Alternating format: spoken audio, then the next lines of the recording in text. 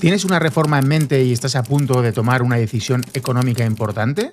Trabajé durante años en una de las mayores distribuidoras de materiales de instalaciones y reformas en España, después con constructoras, reformistas e instaladores, pymes y autónomos, y he visto cómo trabajan por dentro. Y hoy te cuento todo lo que nadie te dice antes de firmar un contrato de obra. Lo primero que quiero que entiendas es lo siguiente. El sector de las reformas es brutalmente difícil de gestionar. Y no lo digo para excusar a nadie. Lo digo porque si no entiendes eso, vas a llegar con unas expectativas que no tienen nada que ver con la realidad. He visto clientes con un poder adquisitivo altísimo, gente acostumbrada a exigir calidad en todo, y aún así, totalmente perdidos en una obra. Porque una cosa es tener dinero y otra entender perfectamente el sector. Esto no es comprar una piruleta. El valor económico de una reforma es elevado. Y cuando el dinero está sobre la mesa, las tensiones crecen. Así que lo que voy a hacer hoy es ponerte los pies en la tierra, para que entiendas cómo funciona esto con unos mínimos necesarios y para que tu decisión sea lo más segura posible. Empecemos. Si tienes en mente un presupuesto objetivo de unos 50.000 euros, ve pensando ya en tener preparados unos 10.000 euros más, sobre un 20% adicional. En las obras siempre hay sorpresas. Y es precisamente en esos extras donde algunas empresas disparan sus márgenes. Aunque también hay que ser justos, muchas empresas se ajustan al precio que tú quieres y luego compensan en los imprevistos. Por eso hay una regla que te voy a repetir varias veces en este vídeo. Nunca digas tu presupuesto objetivo desde el principio. Si lo haces, algunos van a construir su oferta en torno a ese precio, no en torno a lo que tu obra necesita. Y eso, en cierto modo, puede ser peligroso. A no ser que conozcas bien a la empresa, especialmente a gerencia por confianza directa o a través de alguien cercano que te la haya recomendado. Bien, antes de hablar de presupuestos, tienes que elegir a quién se los pides. Primera señal, la oficina. Busca empresas que tengan oficina física. Una oficina indica generalmente que llevan tiempo funcionando. Y si además tienen showroom, aunque sea pequeño, todavía es mejor señal. Es un lugar al que poder acudir cuando surgen problemas. Y créeme, en las obras casi siempre surgen problemas. La diferencia está en cómo se resuelven. Si a mitad de obra no consigues localizarlos por teléfono, saber que tienen una dirección propia donde acudir cambia mucho las cosas. Ahora bien, esto tiene matices. Si necesitas un trabajo puntual sobre unos 5.000 euros, un autónomo sin oficina puede ser perfectamente una buena opción, especialmente en precio. Sus costes estructurales son menores y eso se nota en el presupuesto. Pero en ese caso, lo más importante son las referencias directas de alguien de confianza, porque de los autónomos, como vamos a ver a continuación, es mucho más difícil conseguir información financiera con la que valorar cómo funciona. Segunda señal, la información financiera. Aquí es donde entra algo que muy poca gente hace. Averigua el nombre de la empresa y busca sus balances en el registro mercantil a través de empresas como Accessor e Informa, entre otras plataformas. Es cierto que no siempre vas a encontrar toda la información. Aunque presentar las cuentas anuales es obligatorio, algunas empresas lo omiten durante algún tiempo. Eso tiene sus riesgos para ellas, pero en el momento que tengan que realizar cualquier cambio societario, van a tener que regularizarlo sí o sí. En esos registros vas a encontrar sus cuentas de pérdidas y ganancias y los balances de situación de los últimos años. Es información pública, aunque en la mayoría de plataformas, para obtener el detalle completo tendrás que pagar. Dicho esto, hay información que vas a poder encontrar navegando por internet de forma gratuita, como volúmenes de ventas anuales, número de trabajadores. Es un buen punto de partida. Toda esta información es enormemente valiosa, pero hay que saber leerla con matices específicos del sector. Y te explico los que más me importan. Primer matiz, las obras en curso. En contabilidad, las obras en ejecución son existencias. Muchas gestorías ajustan esa partida a final de año a conveniencia del empresario. ¿Por qué? Porque prácticamente nadie hace el ejercicio de valorar con rigor los trabajos en curso. Eso lo suelen hacer las empresas que llevan una contabilidad analítica. Y es fundamental para controlar costes de la obra en marcha, así como detectar posibles desviaciones y problemas a tiempo. Pero esto me da para otro vídeo entero con un enfoque específico para el reformista. ¿Qué hacen entonces con esa partida? Pues la ajustan. Si a la empresa le va bien, utilizan esa partida para pagar un poquito menos de impuesto de sociedades. Y algunas veces, de forma contraria, la ajustan para evitar dar pérdidas. Tampoco hablamos de que se haga de forma muy exagerada, aunque hay excepciones. También con algo de rigor, conociendo lo facturado y presupuestado, podrían aproximarse a algo más real, pero en la mayoría de casos ni ocurre. Y un gran problema adicional de declarar pérdidas constantes es el siguiente. La mayoría de las empresas de distribución de materiales trabajan con empresas de riesgo, como crédito y caución, entre otras. Y esas empresas aseguran o no los créditos que las distribuidoras ofrecen a sus clientes, que en este caso son los instaladores y reformistas, constructores. Una empresa con pérdidas sostenidas en el tiempo va a tener problemas con sus proveedores y con su funcionamiento general, como es lógico. Muchos proveedores les van a pedir que paguen al contado, a no ser que utilicen otro tipo de fórmulas como avales, letras de garantía o contratos personalizados, lo que se traduce en falta de liquidez y en necesidad de un hábito de cobros anticipados por parte de sus clientes en cada obra. Y todo esto tiene consecuencias directas en cómo ejecutan tu obra. Lo que buscas son empresas que generen beneficios. Una empresa con beneficio consistente generalmente trabaja mejor y una obra quieres que te dure prácticamente para toda la vida. Segundo matiz, la cuenta 551, lo que llamo el cajón desastre.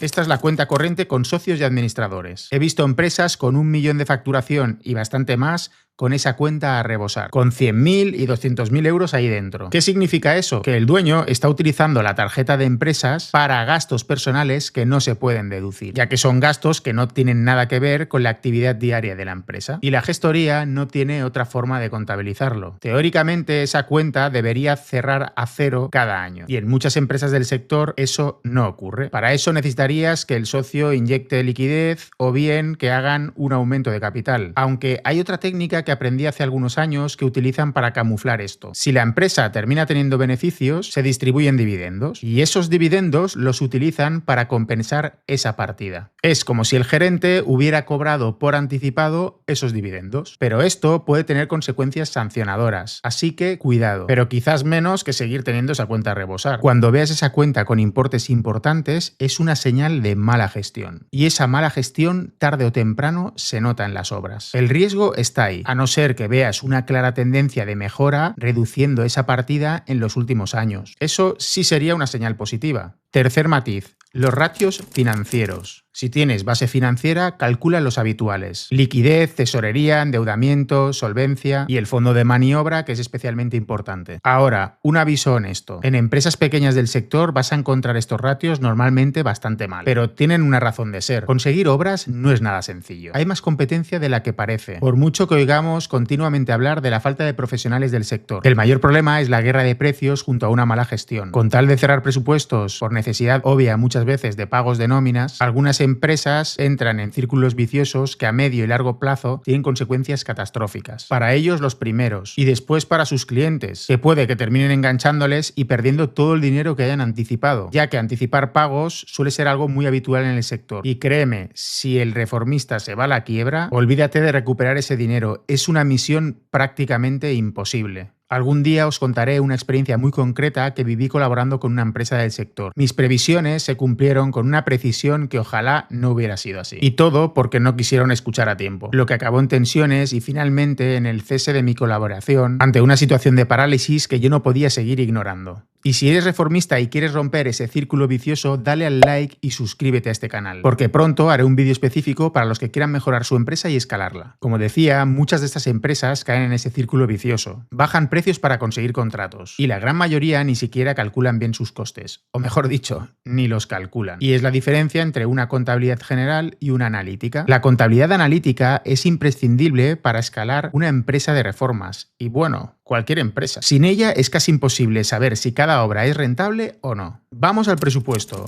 ¿Cómo leerlo bien? Imagina que ya tienes identificadas algunas empresas que cumplen los filtros anteriores. Contactas, pides presupuesto. ¿Y cuántos presupuestos pides? Entre 3 y 5 es más que suficiente. Y recuerda, no les digas tu presupuesto objetivo al inicio. Cuando recibas los presupuestos, lo primero que haces es lo siguiente. Señal de alarma. Los números redondos. Si ves partidas como derribos 9.000, paletería 6.000, electricidad 5.000, yo te recomendaría descartarlo. Un presupuesto con números redondos en todas las partidas indica que no hay una base sólida de cálculo de costes. No hay una real medición, no han medido en detalle. han estimado. Y eso lo puedes pagar en extras o bien lo estás pagando de más desde el principio. Ahora bien, para una obra pequeñita que no supere los 10.000, 15.000 euros, podría llegarlo a entender. Tampoco es mi objetivo tirar por el suelo el trabajo de nadie. Pero si haces una estimación, tampoco cuesta nada evitar los números redondos. Es sentido común. Cualquier persona de números lo sabe. Te cuento el nivel de detalle que sí importa. Hay un error muy común aquí. Muchos clientes esperan que el presupuesto desgloses mano de obra y materiales por separado. No digo que esté prohibido, pero pedirlo, sinceramente, no tiene mucho sentido. Es como pedirle a un proveedor que te desglose el precio del producto en el coste del producto y la mano de obra que incide en él. No funciona así. Además, existen costes indirectos, márgenes, porcentajes de seguridad, y cuanta más información ve el cliente en este sentido, peor, porque sin entender el sector se empieza a desconfiar, y eso es negativo para todo el proceso de la obra. Lo que sí tiene que aparecer con detalle son las partidas de acabados e instalaciones. Marca, modelo, referencia del suelo, modelo exacto del sanitario, del grifo, del equipo de climatización, potencia del split, aunque con marca y modelo podrás averiguar toda la información. Y el precio conjunto de cada partida, materiales y trabajos a realizar. Y aquí un pequeño tip para los reformistas que estéis viendo esto. Cuando calculas el precio de la partida, hay un error que cometen la gran mayoría. No se tienen en cuenta todos los componentes. Lo óptimo sería considerar esto: el coste de los productos a utilizar en esa partida, la estimación del tiempo de trabajo y, por tanto, el coste asociado a esa mano de obra, los costes indirectos que varían según la estructura de la empresa, si tiene oficina, showroom, furgonetas, el margen que quieras aplicar a esa partida, y yo recomiendo también añadir un porcentaje de seguridad o riesgo, llámale como quieras, ya que el coste normalmente más difícil de medir con precisión es el de la mano de obra, y ese margen de seguridad siempre podrá salvarte alguna mala situación. Y te digo algo más: el primer precio que le das a un cliente tiene un efecto ancla. La psicología lo llama precio de referencia. Después es muy difícil subirlo, casi imposible justificarlo si tuviste errores en el cálculo, a no ser que ese error venga dado, por ejemplo, por un proyecto de un arquitecto de mediciones y que puedas demostrar muy claramente que simplemente la medición de metros cuadrados está completamente mal, cosa que también suele suceder. Así que más vale asegurarse bien desde el principio. Las prisas en este sector son tu peor enemigo. Un buen reformista tiene una base de datos de precios, y eso implica softwares, algo de lo que tengo mucha experiencia y me encanta. Hablaremos también largo y tendido en este canal. Y todo esto que te acabo de decir se nota en el nivel de detalle de su presupuesto. Ahora te hablo de partidas provisionales. Un buen asesoramiento también incluye esto, y es algo que mucha gente pues le cuesta un poco entender, pero con un simple ejemplo se entiende perfectamente. El autonivelante del suelo. Si vas a cambiar el suelo, normalmente hay dos opciones básicas. Una, colocar el nuevo suelo encima del existente, y siempre y cuando pues haya una altura generosa en el piso. O dos, levantar el suelo. El problema viene cuando levantas el suelo, ya que no sabes lo que te vas a encontrar debajo. En pisos, por ejemplo, algo antiguos, puedes encontrarte mucha arena o incluso otro suelo debajo. Y eso puede dar problemas a la hora de colocar el nuevo. El suelo puede estar perfectamente desnivelado y requerir de materiales adicionales o incluso tener que sacar el otro suelo. Y eso no es precisamente barato, ya que estamos hablando probablemente de todo el piso. Un reformista serio te va a poner esa partida como provisional. Eso quiere decir que el reformista te va a facilitar el precio por metro cuadrado de esa posible actuación o un baremo de precios, ya que también muchas veces hay que tener en cuenta el espesor. De esta forma ya tienes una orientación real antes de que empiece la obra. Eso es profesionalidad. Seguimos. ¿Tienen contrato? Buena señal. Por lo menos significa que se lo están tomando en serio. Léelo bien, todas las cláusulas, y si algo no lo entiendes, que te lo expliquen. Dependiendo de tu posición negociadora, podrás añadir, eliminar o modificar cláusulas. Hazlo si lo ves razonable. Tampoco se trata de afilar mucho el lápiz, a no ser que te encuentres con un contrato totalmente desproporcionado y sin sentido. Aquí lo más importante es establecer una buena relación de confianza entre las dos partes. Ahora tienes varios presupuestos sobre la mesa. Tienes información de las empresas. ¿Qué haces? Algo muy habitual es descartar el más barato y el más caro, pero eso tampoco es una regla universal, y más si no eres entendido del sector. Básicamente porque aquí lo importante es comparar bien las partidas de cada presupuesto, porque quizás el más barato está obviando algunas partidas, o las tiene incompletas, o le falta detalle en los materiales, y eso cambia completamente la comparación. Pero imagina que la empresa más cara es la que más confianza te transmite, que todos sus indicadores apuntan bien. En ese caso entra en juego tu poder de negociación, y aquí aquí viene algo que aprendí en distribución y de lo que muy poca gente se fía. La marca no siempre justifica el precio. Los distribuidores tienen marcas blancas para instaladores y reformistas que francamente funcionan muy bien. Te pongo un ejemplo concreto. En climatización, lo más importante de un equipo es el compresor. Cuando el compresor falla, lo más recomendable es cambiar la máquina entera, ya que es la parte más cara. Y resulta que no hay una infinidad de fabricantes de compresores en el mundo. Uno de los más grandes es Midea. Y llegó el chiste malo del vídeo. No mi idea, Midea, que es una marca.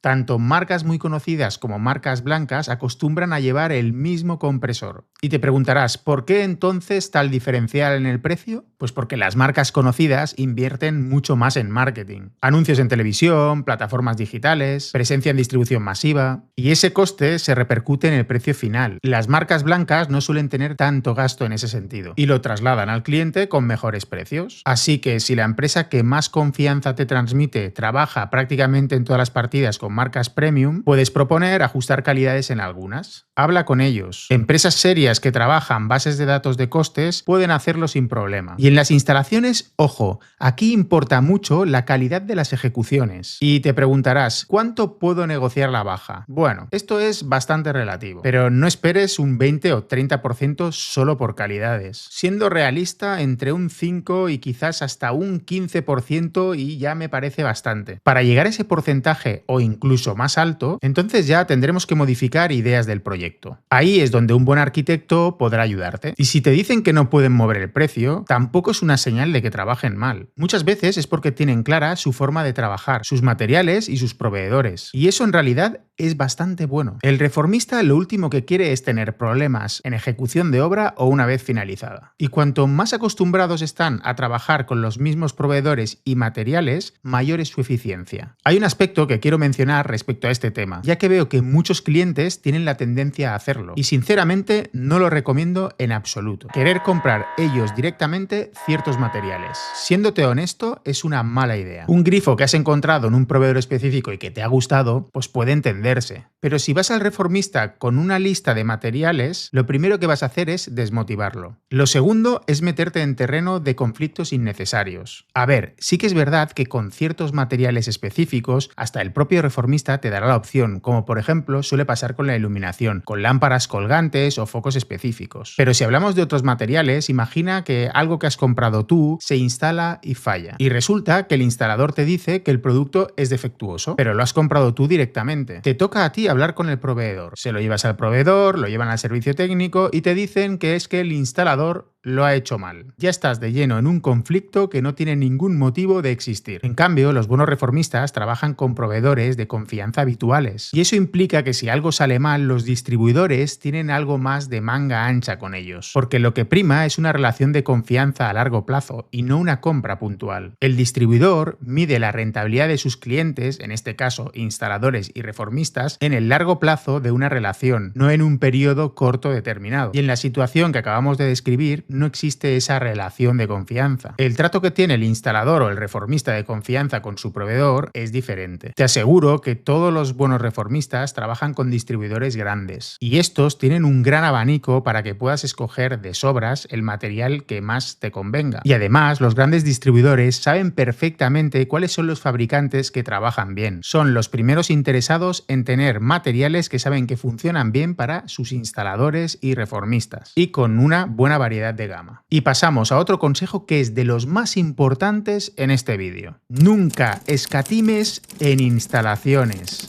Es el error más común y el más caro a largo plazo. ¿Y por qué? Porque no se ven. ¿Sabes lo que supone tener unas malas instalaciones de electricidad, fontanería o de climatización? Levantar el suelo, picar el techo, abrir paredes, es decir, destrozar parte de los acabados. Los acabados siempre podrás cambiarlos con el tiempo. Un suelo, una pintura, un azulejo. Las instalaciones están debajo de todo eso. Y entiendo en parte que como no se ven, pues muchas veces queremos ahorrar en esas partidas. Son lo primero que se hace y lo último que querrás tocar. Créeme, asegúrate muy bien de esta parte. Y ahora pasamos con una pregunta que normalmente la gente no hace y que debería ser de las primeras en hacer al reformista. ¿Cuánto subcontratas? ¿Qué porcentaje es plantilla tuya y qué porcentaje es externa? Te explico por qué importa. Los buenos instaladores rara vez los verás en plantilla en empresas pequeñas. Es cierto que a partir de cierto volumen de facturación puede llegar a tener sentido tenerlos en plantilla, pero en empresas pequeñas lo más normal es que subcontraten parte de esos trabajos. Y eso para nada es necesariamente malo, pero hay un límite. Si por ejemplo descubres a través de información financiera que ya tienes que una empresa factura, por ejemplo, 1,5 millones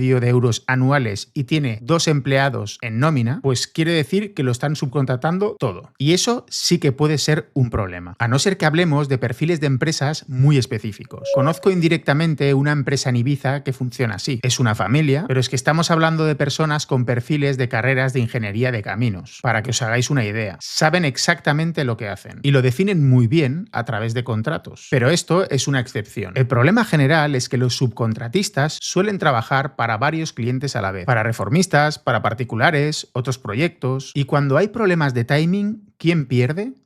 Tu obra. Lo más habitual y razonable en este tipo de empresas más pequeñas es tener paletas y ayudantes en plantilla y quizás algún instalador de electricidad y fontanería básica. Incluso en muchos casos los paletas con el tiempo han aprendido a hacer instalaciones sencillas. No es lo ideal ya que la especialización es un grado en este aspecto, pero la situación del sector también lleva a ese tipo de cambios y tampoco es sumamente alarmante para instalaciones que no son complejas, ya que los materiales de instalaciones en los últimos años han mejorado mucho, facilitando lo que es en la forma en que se instalan. Lo habitual en estos casos es subcontratar las instalaciones más especializadas. Y muchos reformistas tienen instaladores de confianza con los que trabajan mediante una relación comercial totalmente estable. Eso es algo muy normal. Un buen instalador no es barato. Y tenerlo en plantilla tiene sentido en un nivel de escalabilidad diferente del negocio. Esta estructura que te he comentado ya es suficientemente sana. Y llegamos a uno de los aspectos que más se subestima: la comunicación. No es un sector que brille por esto, pero es más importante de lo que parece. Te voy a contar algo personal. Después de todos estos años de experiencia en el sector, yo mismo tuve problemas en una recomendación que hice a un conocido recientemente. Era un reformista que conocía desde mis años en distribución, siendo él cliente. Experiencia de años, buenos trabajos en su historial, sin problemas con los pagos, pero era autónomo, sin información financiera disponible, y me fié de la relación de confianza con él. La obra empezó, y la primera señal de alerta fue que el equipo de trabajo que él llevaba habitualmente había cambiado. A partir de ahí la obra se eternizó. Los acabados de paletería no terminaron de estar en algunas partes al nivel que deberían haber estado. Y cuando surgieron los problemas, la comunicación del reformista se volvió muy agresiva, especialmente hacia el final de la obra. Tuvimos que buscar otras alternativas para poder finalizar los trabajos. Sinceramente, fue la situación más incómoda que he vivido en el sector. Y eso que tengo años de experiencia. Aunque nada comparable, eso sí, con lo que sufrió el cliente, ya que la víctima fue él. También es verdad que se le juntaron variables personales que incrementaron las tensiones, pero esto es más excusa que otra cosa. Espero que no llegue a ver este vídeo. Es una mancha en mi historial, pero me gusta ser honesto. También he aprendido que en estos procesos cuanto más abras la boca, peor, porque básicamente no tienes ninguna manera de justificar nada. Y no te queda otra que agachar la cabeza y ayudarle a buscar soluciones. Todos nos equivocamos alguna vez. Lo importante es aprender lo máximo que podamos de nuestros errores para que no se vuelvan a repetir. ¿Y qué aprendí de aquello? Pues primero que vivir en el domicilio durante una reforma se puede hacer bastante complicado. Y en este caso fue así. No todos los reformistas están preparados para ello. Un buen control de obra en ese contexto requiere de mucha sensibilidad. Que no te dejen un día sin agua, que mantengan la limpieza, que tengan en cuenta que hay una persona viviendo allí. Segundo, la sospecha que tuve a posteriori es que este reformista se había metido en más obras de las que podía gestionar en ese preciso momento, lo que puede ser una señal clara de tensión de liquidez, lo que refuerza todo lo que he dicho antes de medir la salud financiera de estas empresas. Y tercero, hay reformistas que saben decir que no. Uno que conozco bien no coge obras en viviendas habitadas si tiene carga de trabajo, porque lo sabe de antemano. Requiere de más esfuerzo, más dedicación y de estar mucho más encima de ese tipo de obras y del personal. Y precisamente ese reformista suele conseguir buenos acabados. Como ves, incluso con experiencia no estás a salvo de contratiempos, pero puedes minimizarlos si haces las preguntas correctas antes de firmar. Y para cerrar, uno de los últimos consejos y que suele generar controversia. Si estás ante una reforma integral con acabados medios o altos, considera seriamente contratar a un interiorista o un arquitecto o a ambos a la vez. Sé que hay una resistencia interna a esto. Se ve como un gasto extra en algo que no es como la propia obra, pero es completamente un error verlo así. Suele ser más bien un seguro. Primero, vas a tener renders de calidad. Vas a ver, antes de que se dé el primer martillazo, cómo va a quedar tu espacio, lo que reduce el gap entre expectativas y realidad drásticamente. Segundo, hay una persona cuya función es controlar que todo se ejecute conforme al proyecto, y eso cambia la dinámica de la obra, y cambia cómo se comporta el reformista. Voy a resumirte los puntos claves antes de irme. 1.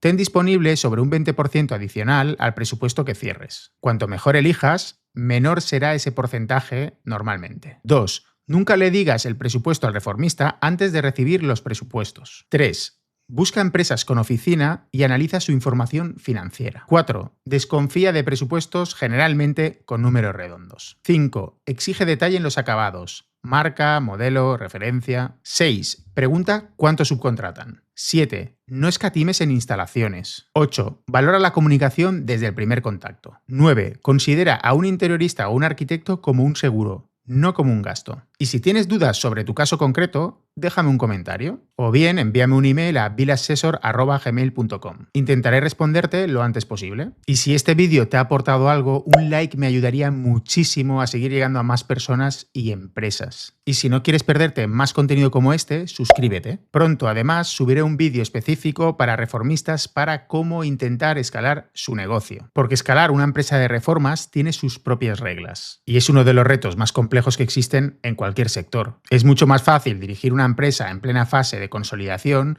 que escalar una empresa hoy en día. Iremos hablando de todo esto en el canal. Así que no te lo pierdas y nos vemos pronto.